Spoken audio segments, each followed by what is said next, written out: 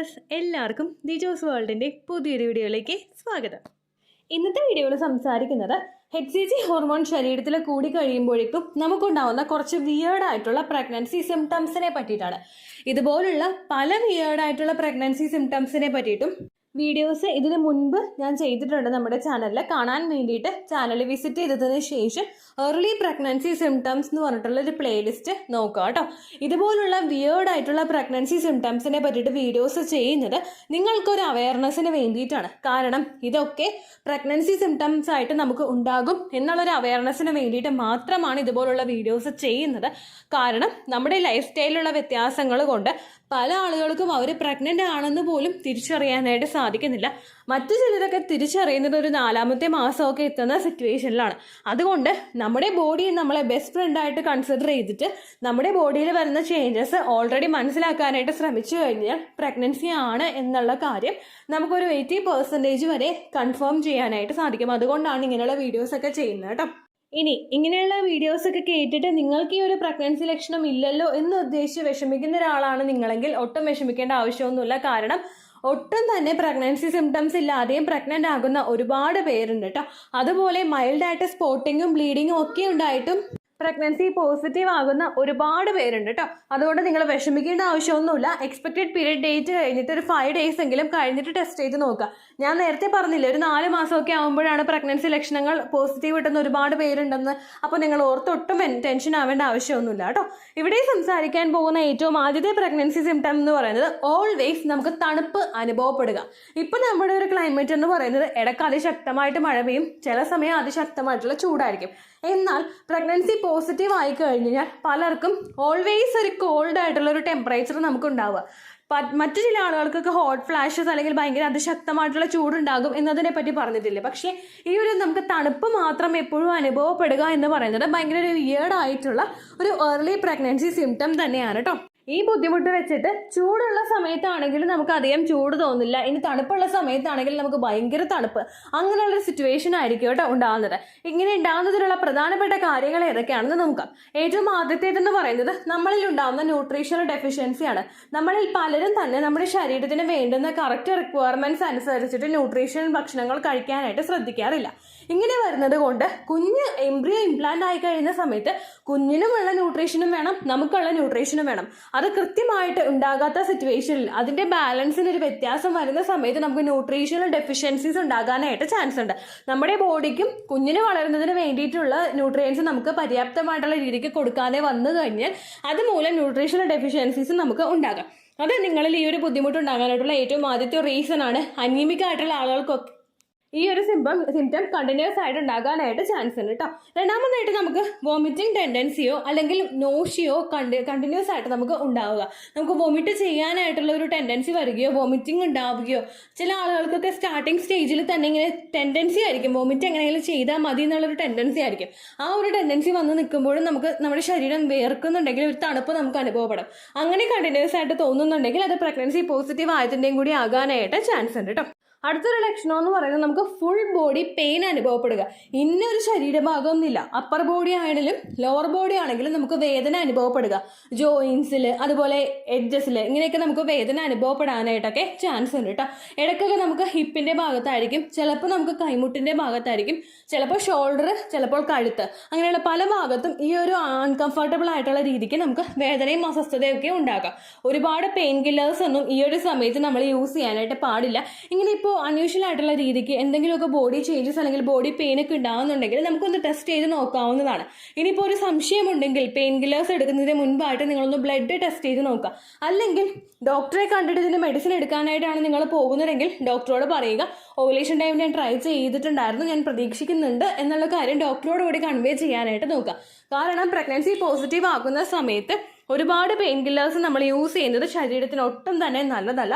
Hormonal imbalances ഉണ്ടാകുന്നതിനും പല reproductive ഹോർമോൺസിന്റെ വർക്കിങ്ങിനെ affect ചെയ്യുന്നതിനും അത് കാരണമാകുന്നുണ്ട്. അക്കാര്യം നിങ്ങൾ പ്രത്യേകം ശ്രദ്ധിക്കുക കേട്ടോ. അസ്വസ്ഥതകൾ ഉണ്ടാകുമ്പോൾ മെഡിക്കൽ ഷോപ്പിൽ നിന്ന് മെഡിസിൻ മേടിച്ചിട്ട് ഉപയോഗിക്കാനായിട്ട് പാടില്ല. ഫിസിഷ്യനെ എങ്കിലും കണ്ടിട്ട് മാത്രമേ മെഡിസിൻ എടുക്കാനായിട്ട് പാടുള്ളൂ കേട്ടോ. അടുത്തൊരു ബുദ്ധിമുട്ട് നമുക്കുണ്ടാകുന്നത് കുമ്പിടുന്ന സമയത്താണ്. നമ്മൾ കുമ്പിടുമ്പോഴേക്കും ഒരു അസ്വസ്ഥത അല്ലെങ്കിൽ എന്തോ ഒരു അൺകംഫർട്ടബിൾ ആയിട്ടുള്ള രീതിക്ക് നമുക്ക് ഫീൽ ചെയ്യുക. കുഞ്ഞു വയറ് വലുതായി ആ ഒരു ഡിസ്കംഫർട്ട് അല്ലാട്ടോ ഞാൻ ഉദ്ദേശിച്ചത്. പക്ഷെ നമ്മൾ ഫ്രീ ആയിട്ട് കുമ്പിടുന്ന ഒരാളാണെങ്കിൽ ഇംപ്ലാന്റേഷൻ നടന്നു കഴിഞ്ഞാൽ അവിടെ ഒരു കല്ലപ്പ് ഫീൽ ചെയ്യുന്നതുകൊണ്ടോ അല്ലെങ്കിൽ അവിടെ മൈൽഡായിട്ടുള്ള ക്രാംസ് വരുന്നത് കൊണ്ടോ കുമ്പിടുന്ന സമയത്ത് അടിവയറിന്റെ ഭാഗത്തായിട്ടൊരു ഡിസ്കംഫർട്ട് നമുക്ക് ഫീൽ ചെയ്യും. ഏറ്റവും കൂടുതൽ ഈ ഒരു ബുദ്ധിമുട്ട് ചിലപ്പോൾ നിങ്ങൾക്ക് ഫസ്റ്റ് പ്രഗ്നൻസിയിൽ ഉണ്ടാകാം. ഫസ്റ്റ് പ്രഗ്നൻസി സമയത്ത് അത്രയും നാൾ വരെ നമ്മുടെ യൂട്രസിന് യാതൊരു തരത്തിലുള്ള ഒരു വ്യത്യാസം സംഭവിക്കാത്തത് കൊണ്ട് പെട്ടെന്ന് എംബ്രിയോ ഇംപ്ലാന്റ് ആയി വളരാനായിട്ട് തുടങ്ങുമ്പോഴേക്കും ആ ഒരു സ്ട്രെച്ചിങ് ഒക്കെ ബോഡിയിൽ നന്നായിട്ട് എഫക്റ്റ് ആവാനായിട്ട് തുടങ്ങും. അതുകൊണ്ടാണ് പ്രഗ്നൻസിയുടെ സ്റ്റാർട്ടിംഗ് സ്റ്റേജിൽ തന്നെ നിങ്ങൾക്ക് ഇതുപോലെ മൈൽഡ് ആയിട്ടുള്ള ബുദ്ധിമുട്ടുകളൊക്കെ ഉണ്ടാകുന്നത് കേട്ടോ. തികച്ചും നോർമൽ ആയിട്ടുള്ള ഒരു കാര്യമാണ് ഈ ഒരു ഡിസ്കംഫർട്ട് ഉണ്ടാകുന്നത്.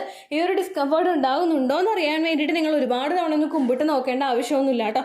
ജസ്റ്റ് കുമ്പിടുമ്പോൾ ഒന്ന് ഫ്രീ ആയിട്ട് കുമ്പിടാൻ പറ്റാത്ത തരത്തിലുള്ള മാറ്റം ഉണ്ടാകുന്നുണ്ടെങ്കിൽ ബോഡി ഒന്ന് നന്നായിട്ട് കെയർ ചെയ്ത് കൊടുക്കാം കേട്ടോ. അടുത്തൊരു ബുദ്ധിമുട്ട് നമുക്കുണ്ടാകുന്നതാണ് സ്ട്രെസ്. ഓൾവേസ് നമ്മൾ ഓരോ കാര്യങ്ങളൊക്കെ ആലോചിച്ച് ഇങ്ങനെ സ്ട്രെസ്ഡ് ആയി പോയിക്കൊണ്ടിരിക്കുക. നമ്മളിപ്പോൾ പ്രഗ്നൻസി അല്ലെങ്കിലും ഓരോ കാര്യങ്ങൾ ഓവുലേഷൻ കഴിഞ്ഞ് പോസിറ്റീവ് ആകുമോ നെഗറ്റീവ് ആകുമോ എന്നൊക്കെ ആലോചിച്ച് ഒരുപാട് പേര് സ്ട്രെസ്ഡ് ആവാറുണ്ട്. പക്ഷേ ഇതല്ലാതെ എന്തെങ്കിലുമൊക്കെ കാര്യങ്ങൾ ആലോചിച്ച് നമ്മൾ ഒരുപാട് സ്ട്രെസ്ഡ് ആയി പോകുന്ന സിറ്റുവേഷൻ, നമ്മൾ ആ ഒരു ബോഡിയിൽ ഉണ്ടാകുന്ന ഹോർമോൺ ചേഞ്ച് ഫസ്റ്റ് ടൈമാണ് നമ്മൾ എക്സ്പീരിയൻസ് ചെയ്യുന്നത്. അപ്പോൾ അങ്ങനെയുള്ളൊരു ബോഡി ഹോർമോൺസിന്റെ ഹൈക്ക് ഉണ്ടാകുമ്പോൾ അതുമായിട്ട് പൊരുത്തപ്പെടാൻ ബോഡിക്ക് ഒരു സമയം എടുക്കുന്നത് കൊണ്ടാണ് നിങ്ങൾക്ക് ഇതുപോലെ നിങ്ങളുടെ മൂഡിലൊക്കെ വ്യത്യാസം ഉണ്ടാവുകയും ആൻസൈറ്റിയും സ്ട്രെസ്സും ഒക്കെ ഭയങ്കര കൂടുതലായിട്ട് ഉണ്ടാവുകയും ചെയ്യുന്നു കേട്ടോ. ചില ആളുകൾ ഈ ഒരു സ്ട്രെസ് കൂടി വരുന്നതിന്റെ ഭാഗമായിട്ട് കരയാറുണ്ട്, സങ്കടപ്പെട്ട് എപ്പോഴും ഇരിക്കാറുണ്ട്, അല്ലെങ്കിൽ ആരുടെങ്കിലും അടുത്ത് പോയി ദേഷ്യപ്പെടാറുണ്ട്.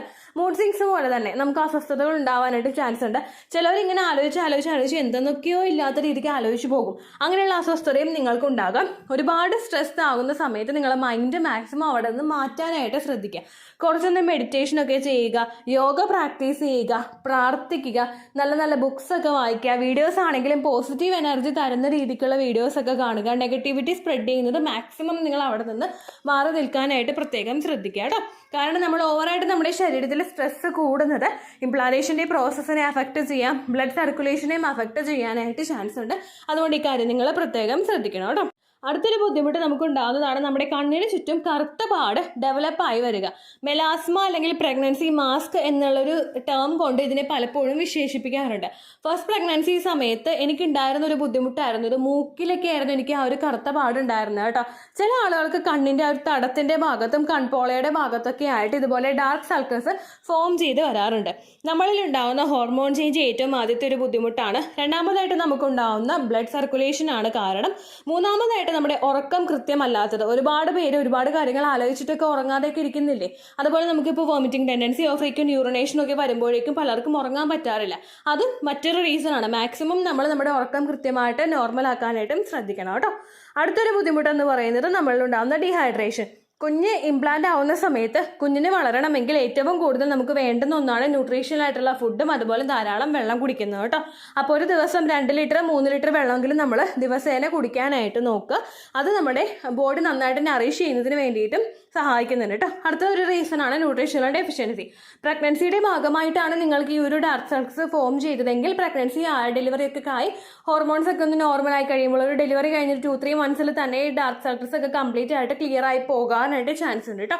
നമ്മൾ ഒരുപാട് ഡാർക്ക് സർക്കിൾസ് മാറാൻ വേണ്ടിയിട്ട് ഒരുപാട് ക്രീംസ് ഒന്നും യൂസ് ചെയ്യേണ്ട.